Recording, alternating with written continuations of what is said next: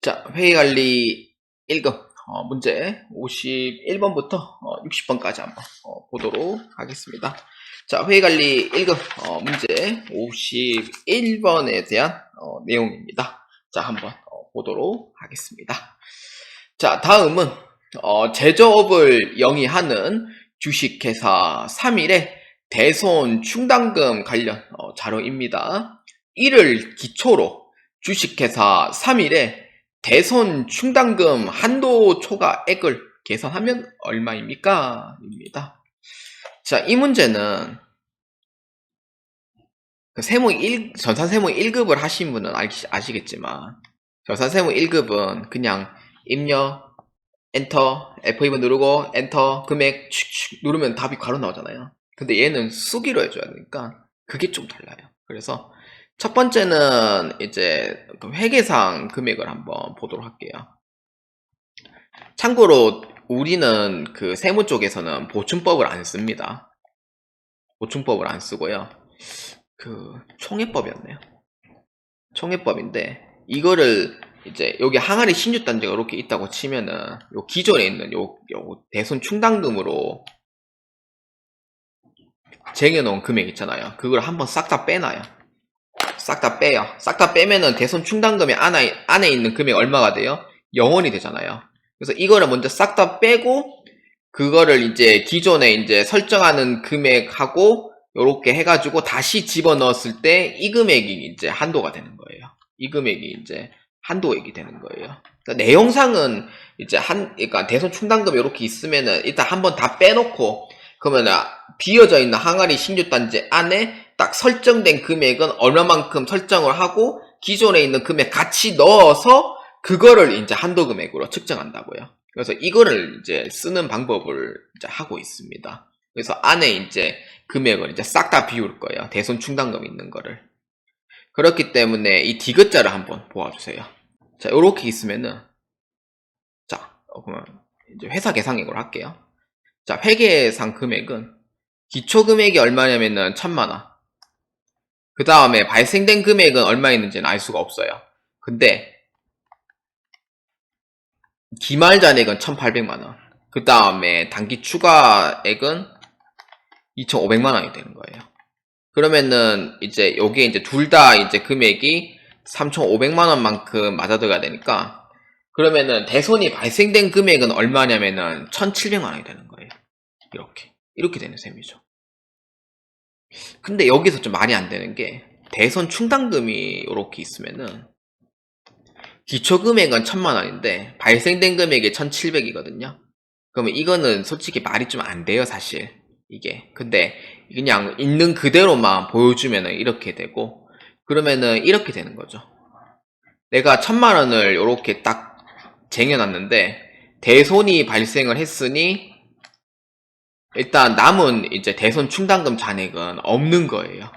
없죠. 항아리 신유단지 아무것도 없어요. 그랬더니 이제 2500만원만큼 이제 설정하는 거예요. 설정을 해서 2500만원만큼 다 들어간 게 아니죠. 거기 안에 이제 기말 금액은 얼마냐면은 1800만원만큼이 항아리 신주단지에 들어간다라고 보시면 돼요. 근데 이거 오해하시면 안 되는 게 이 문제 그대로 그냥 얘기를 하는 거예요. 이 문제 그대로. 저도 사실 700만원은 비용인 거 나도 알아요. 아는데 근데 대손 충당금을 받는 정황으로 봤을 때는 대차 평균의 원리를 맞추려면 이렇게 될 수밖에 없는 거예요. 그렇기 때문에 총회법에 의해서 이제 항아리 신주단지를 싹 다 비우고 새로 했더니 1800만원만큼이 모셔져 있더라. 그래서 이게 기말금액이 되고요. 이 기말금액이 바로 회사 계상액이 되는 거예요. 그래서 회사 계상액은 기말금액으로 보시면 되고요. 자, 그렇기 때문에 그러면은 회계상 설정액은 얼마냐면은 1800만원이 되는 거예요. 아까 제가 얘기했죠? 총회법을 쓴다고 싹 다 비우고 새로 한다고. 그래서 이런 거고 그 다음에 이제 세무상으로 이제 설정을 하려면은 둘 중에 하나 큰 금액으로 적용을 해야 되는데 1% 또는 대손 실적률이에요. 근데 대손 실적률은 0.5%로 되어 있거든요. 그렇기 때문에 1%만큼 해주고요. 그래서 채권 금액이 10억이니까 거기에 1%만큼 해요. 그래서 얼마냐면은 1000만원 으로 보시면 돼요. 이게 바로 이제 회계상 금액이 되고요. 1000만원은 이제 세무상 한도액이 되죠. 자, 이렇게 해서 세무상 한도액이 나온단 말이에요. 그러면은 세무에서는 1000만원까지를 비용으로 이제 보겠다는데 회계 쪽에서는 1800만원만큼 이제 회사 설정을 했단 말이에요. 그럼 나머지 800만원은 어떻게 돼요? 비용이 아닌 거죠. 그래서 송금 불산입을 시켜 놓습니다. 그리고 요거는 사내에 이제 보유하고 있기 때문에 유보 발생으로 소득 처분해 주시면 되고요.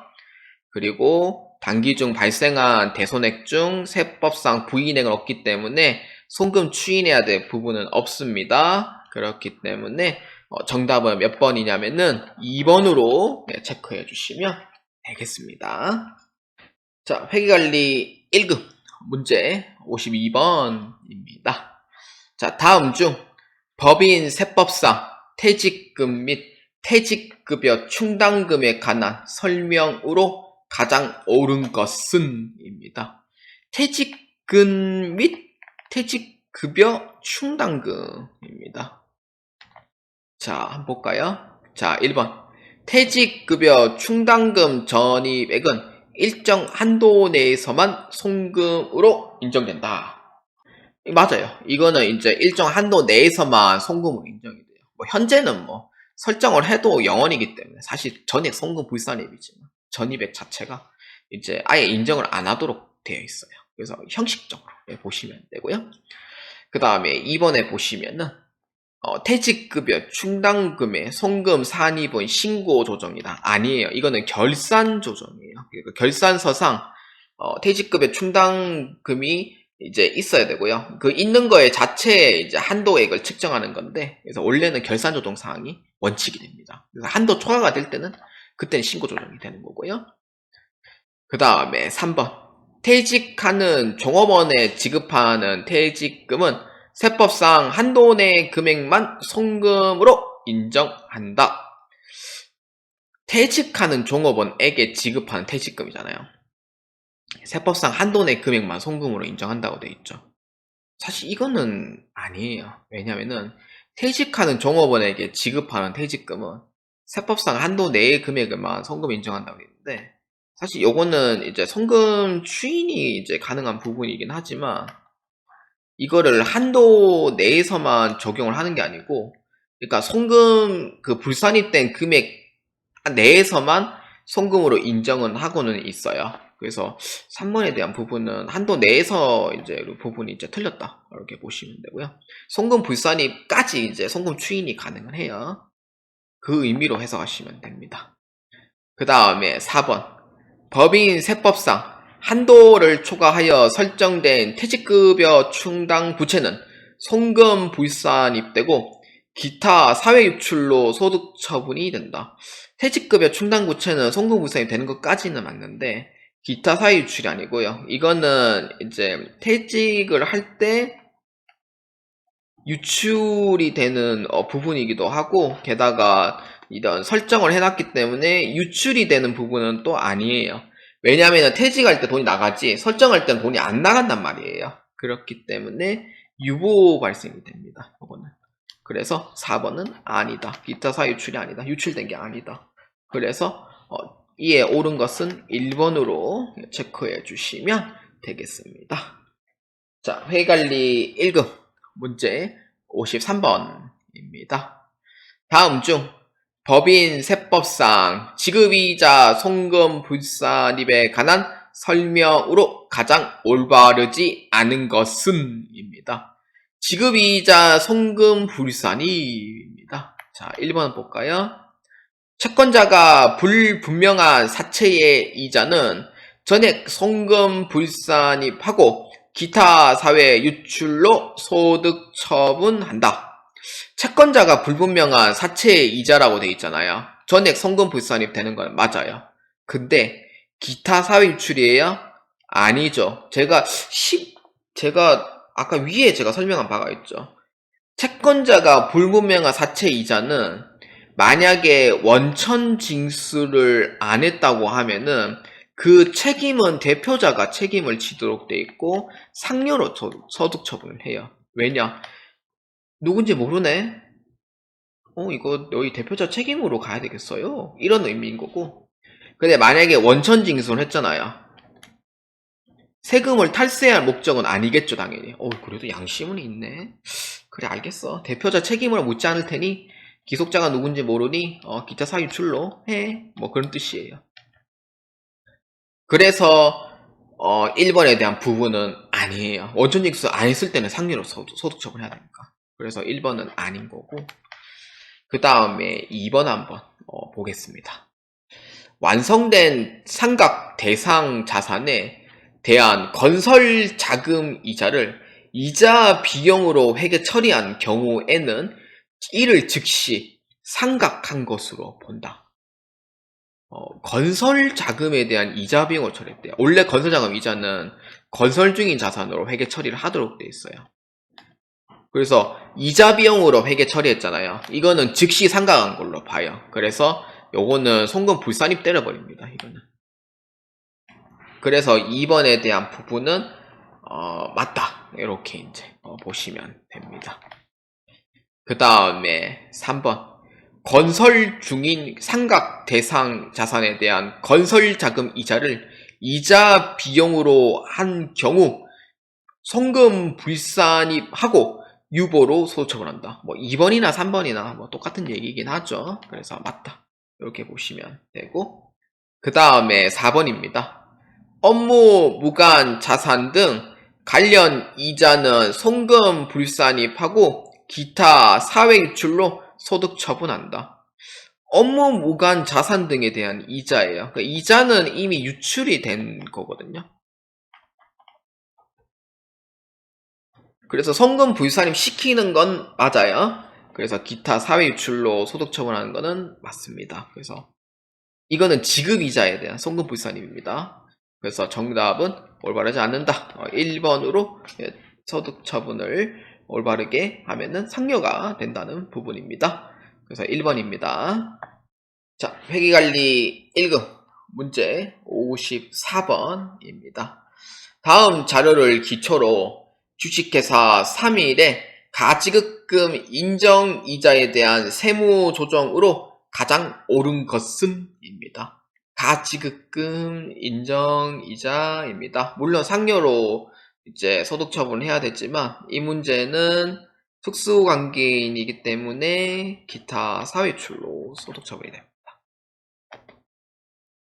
특수관계인은 뭐 이렇게 되더라고요. 부당이익이 부인인 거는 맞아요. 네, 물론. 근데 법인이기 때문에 기타 사유출이고 이자 수익은 65만원이다 라고 보시면 돼요. 이거는 이제 회사 쪽에서 수령한 금액이 되는 거죠. 자, 한번 봅시다. 가지급금의 적수는 73억. 거기에 5%만큼 잡고요. 거기에 365분의 1로 잡아주셔야 돼요. 그렇기 때문에 자, 한번 봅시다. 자, 이게 이제 1년치 해당하는 적수가 되고요. 100만원입니다. 그래서 가지급금의 적수는 이제 1년치 이자 수익 금액 얼마냐면은 100만원을 책정을 해요. 100만원이고 이 중에 65만원 받았잖아요. 그럼 65만원을 빼주면 돼요. 회사에다 도로 넣었으니까 특수관계인이라도. 그래서 이거는 인정해주고 35만원은 비용이 아닙니다. 그러니까 수익으로 이제 보는 건데 입금 산입시켜야 되죠. 자, 그렇기 때문에 입금 산입으로 처리를 하고 그래서 가지급금의 인정이자 35만원이 됩니다. 그래서 54번의 답은 1번으로 체크해 주시면 되겠습니다. 자, 회의관리 1급 문제 55번입니다. 다음은 주식회사 3일에 제11기 2022년도 1월 1일부터 12월 31일까지입니다. 법인세 신고를 위한 자료입니다. 자료에 의하여 올바른 세무 조정을 수행한 경우 각 사업연도 소득 금액을 계산하면 얼마인가입니다. 자, 법인세 신고인 거죠. 자, 각 사업연도 소득 금액을 계산하면 얼마입니까? 입니다. 자, 한번 봅시다. 법인세 비용 차감전 순이익 200만원입니다. 이거는 세전이익이죠. 자, 여기서 이제 더해줄 거냐, 뺄 거냐, 이제 한번 봅시다. 주식회사 3일은 일반 거래처에 2천만원에 판매하는 제품을 특수관계인 주식회사 용산에게 판매하였다. 이 특수관계인이죠. 자, 부당이득 취한 거죠. 2천만원에 판매할 거를 500만원에 판매한 거니까 총 500만원만큼도 수익으로 보세요 라는 뜻이에요. 그래서 입금 산입을 시켜버립니다. 자, 그래서 플러스가 되고요. 그 다음에 세 번째, 손익계산서상 매출액은 30억 원이며 이는 500만원의 매출 할인과 매출 애누리가 차감된 금액이다. 이거는 뭐 올바르게 세무조정한 거기 때문에 따로 뭐 입금 산입이나 그럴 필요는 없습니다. 그래서 디귿은 뭐 그럴 필요는 사실 없고요. 그 다음에 리을, 대표이사 동창회입니다. 기부금 1000만원 지급하고 비용을 했다. 동창회는 그 비시정 기부금이에요. 그래서 요거는 송금 불산입 시켜버립니다. 소득처분 뭐예요? 대표자가 낸 거죠. 상여로 소득처분 합니다. 그렇기 때문에 플러스로 보시면 돼요. 그래서 이 금액만 더해주면 되겠습니다. 2,500만원만 더해주면 되고요. 그래서 2억 원에 2,500만원을 더해주면 돼요. 그래서 얼마예요? 2억 2,500만원. 정답은 4번으로 체크해 주시면 되겠습니다. 자, 회의관리 1급 문제 56번입니다. 법인세 결산 담당하고 있는 김 대리는 제17기 사업연도 법인세를 I와 같이 계산하였다. 1번이죠. 말 그대로. 그래서 여기 김 대리가 이제 해놓은 거.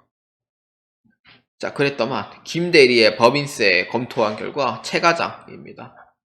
최과장이 보고 진짜 난리 났을 거죠, 이거는. 자료가 누락된 거를 발견하여 산출세액을 수정했다. 야, 이거는 실제 실무에서는 거의 보살급입니다. 에이씨, 그냥 내가 하고 말지. 뭐 이런 느낌? 약간 그런 느낌이고, 그러니까 혼내고 싶진 않은데 그 실수가 나왔으니까 그냥 잘 얘기해주고 그냥 끝냈을 것 같아요, 제가 봤을 때. 그래서 다음 중 최 과장이 수정한 후에 산출세액은 얼마인가 입니다. 단 회사는 중소기업이 아니며 기부금 한도액의 범위는 충분한 것으로 가정합니다. 근데 사실 해도 너무하긴 하죠, 사실 이거는. 자, 한번 봅시다. 자, 기부금 한도 초과에 2천만원입니다. 송금 불산입이죠. 더해줘야 되고요. 그 다음에 기부금 한도 초과 2월액인데 이 기부금 이 한도 초과액 2월액은요 이제 내년도로 넘어간 부분이기 때문에 그래서 이 부분에 대해서는 차감을 시켜줘야 돼요. 2월이기 때문에 차감시켜줘야 되고, 그 다음에 감가 상각비 한도 초과액은 요거는 플러스 시켜주면 됩니다. 그래서 얼마냐면은, 그래서 이 두 개의 금액을 합치면 얼마냐면은 9,500만원이 돼요. 지금은 세율이 바뀌었습니다. 9%로. 근데 여기 지금 현재 10%니까 10%로 해서 하도록 할게요. 그래서 얼마냐면은 950만원이 됩니다. 그래서 정답은 2번으로 체크해 주시면 되겠습니다. 특히 이게 4번으로 이제 오해받을 확률이 높은데, 기부금 한도 초과 2월액이니까 기부금 한도 초과하면은 당연히 송금 불산이가 맞는데 이거는 2월액이에요. 그래서 반대 부호로 가는 거예요. 2월이 됐기 때문에. 그래서 거기서 그냥 빼주는 거고, 그래서 빼준 값에 정답은 2번으로 최종 답안을 해주시면 됩니다. 회의관리 1급 문제 57번입니다. 다음 중 소득세법상 종합소득과세 표준과 산출세액의 관계를 가장 바르게 나타낸 것은? 입니다. 누진 적용을 하기 때문에 소득세법은 누진 적용이거든요. 그래서 그러니까 금액이 이제 이렇게 있으면은 금액이 올라갈수록 이제 세율도 올라가면서 산출세액도 올라가게 돼요. 그러면은 계속 올라가는 거예요. 이게 고정이에요? 아니죠. 이거는 부가가치세를 뜻하죠. 자, 2번은 산출세액이 올라가요. 과세표준도 계속 쭉 올라가잖아요. 이게 답이에요. 그래서 정답은 2번으로 체크하면 되고요. 그래서 요게 이제 소득세, 법인세라고 보시면 돼요. 자, 그 다음에 3번은 사실 이거는 뭐 세율이 내려가는 건데 이거는 아무것도 없고요, 사실. 4번은 이것도 사실 아무것도 없는 거죠. 그래서 정답은 이에 해당하는 답은 몇 번입니까? 2번으로 체크해 주시면 되겠습니다. 자, 회의관리 1급 문제 58번입니다. 다음의 대화에서 가장 올바르지 않은 설명을 하고 있는 사람은 누구인가? 입니다. 자, 한번 봅시다. 김 부장. 과세대상 소득과 세금을 계산하는 기초가 되는 한 단위의 기간을 과세기간이라고 합니다. 나라마다 시작과 종료일이 다를 수가 있는데 우리나라의 소득세법상 과세기간은 어떻게 되나요? 2차장이 이제 대답하죠. 일반적인 경우는 소득세법상 과세기간은 매년 1월 1일부터 12월 31일까지입니다. 물론 예외는 있어요. 출국시, 사망시에는 예외가 있지만 폐업은 무조건 1월 1일부터 12월 말까지다라고 보시면 됩니다. 그래서 김 부장과 2차장에 대한 얘기는 맞고요. 박 과장.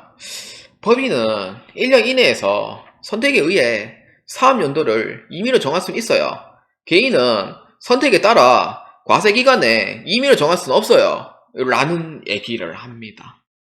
1년 이내에 이제 선택에 의해서 임의로 정할 수는 있다고 했는데 이거는 법인에 대한 설명이기 때문에 맞아요. 근데 개인은 못 정합니다. 무조건 1월 1일부터 12월 말까지예요. 그래서 박 과장에 대한 얘기는 맞습니다. 그다음 정사원. 그러나 과세기간의 예외는 존재합니다. 과세기간의 예외로는 납세 의무자의 사망, 폐업, 출국하는 경우 1월 1일부터 각각의 사유가 발생하는 날까지 1과세기간으로 하고 있습니다. 이렇게 이제 대답을 하는데 틀린 게 있죠. 사망과 출국은 예외 적용을 두고 있는 거는 맞다고 얘기했죠, 제가. 근데 폐업은 무조건 1월 1일부터 12월 말까지예요. 부가가치세는 폐업일까지로 되어 있지만 소득세는 그렇지가 않아요. 그 이유는 뭐예요?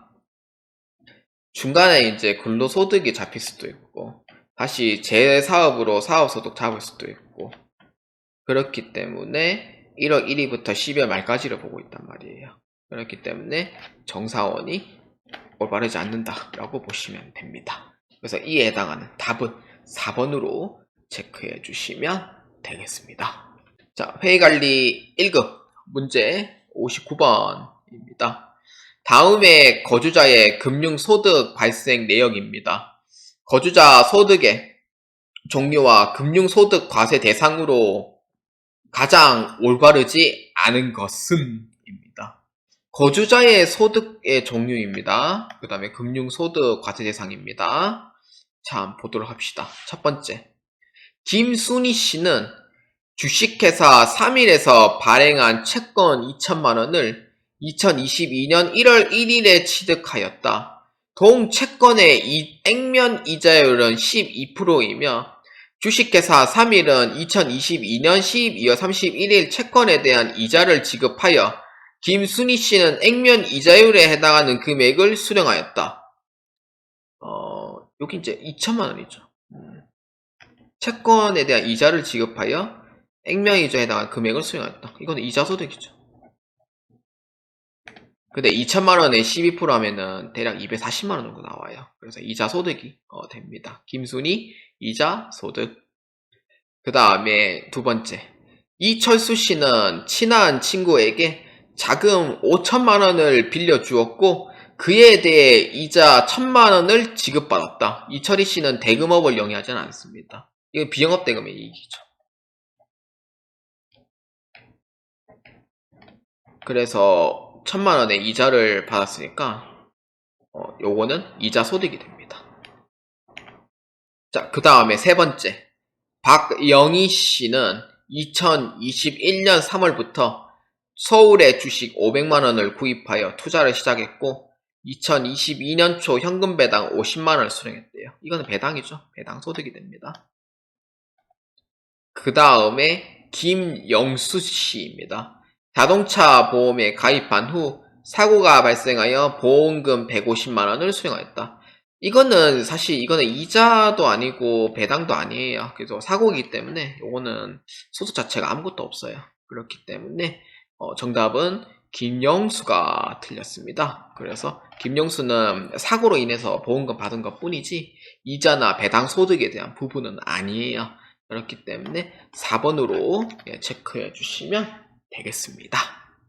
자, 회의관리 1급 문제 60번입니다. 다음은 거주자 김영수 씨의 2022년 사업소득에 관련된 자료입니다. 이를 바탕으로 김영수 씨의 2022년 사업소득 금액을 계산하면 얼마입니까? 입니다.